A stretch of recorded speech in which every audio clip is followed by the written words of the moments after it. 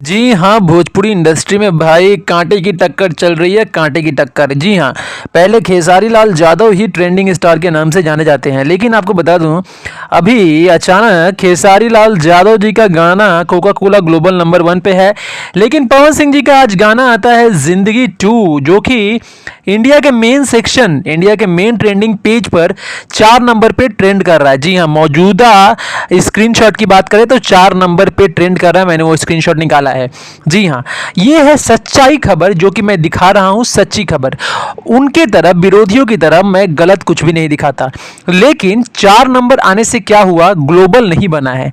Global में खेसारी लाल यादव ही number 1 है। Global मतलब पूरे पृथ्वी पर, पूरे ब्रह्मांड में, पूरे संसार में खेसारी लाल यादव का कोका कोला नंबर 1 है। पवन सिंह जी का पूरे इंडिया में ट्रेंडिंग पेज पे 4 नंबर पे गाना ट्रेंड कर रहा है। वाकई में ही पवन जी का बहुत अच्छा कोशिश है, बहुत अच्छा गाए भी हैं।